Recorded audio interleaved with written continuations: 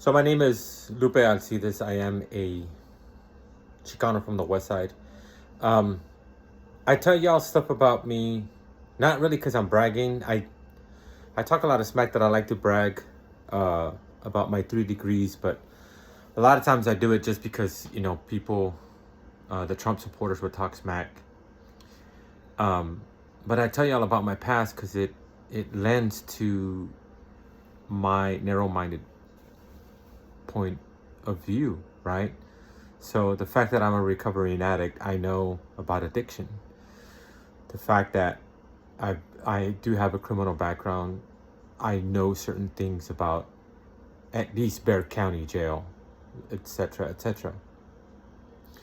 I've told you guys that I am a widower, and that you know I know about that, especially the mourning thing.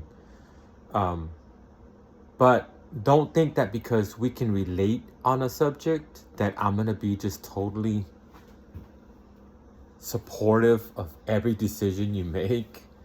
Um, if you make bad choices, I'm gonna call you out on it. If I think that you're making the wrong choice, I'm gonna say it. I'll give you an example. I used to have a friend. We're not friends anymore. I used to have a friend who his girlfriend passed away, and it was a horrible experience for me because um, I could relate because I had just gone through that like the year before.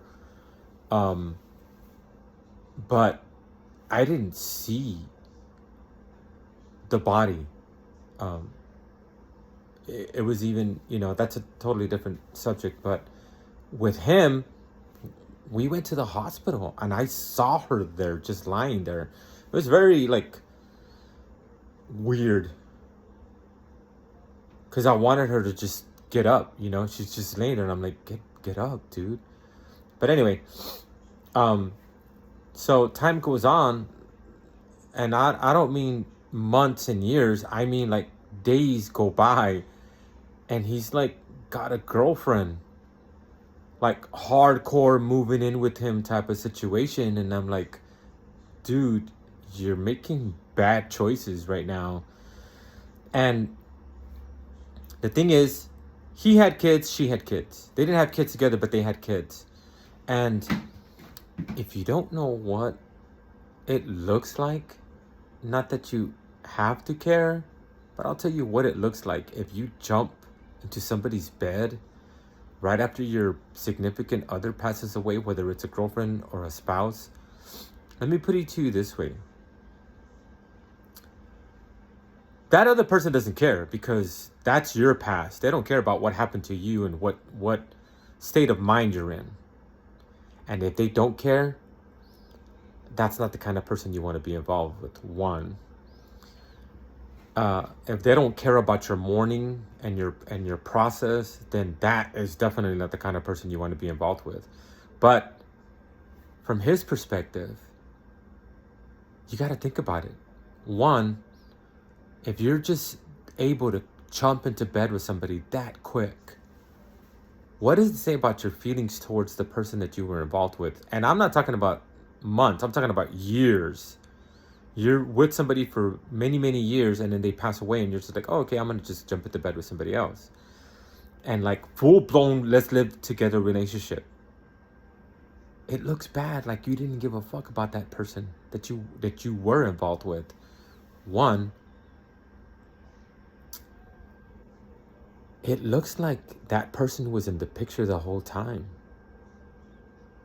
So if you make bad choices, don't expect me to support them. I can relate to a lot of things, and I will give. A lot of people want to ask me for my opinion, for my advice, and I tell them it's like I'll tell you what I think, but 99% of the time, people don't want to hear what I have to say because I will tell you straight up.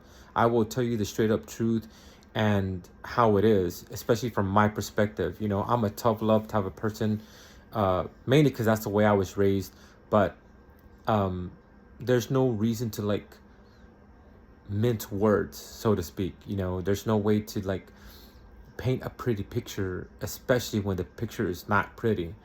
I would just tell you straight up how it is. This is what you need to do or you should do.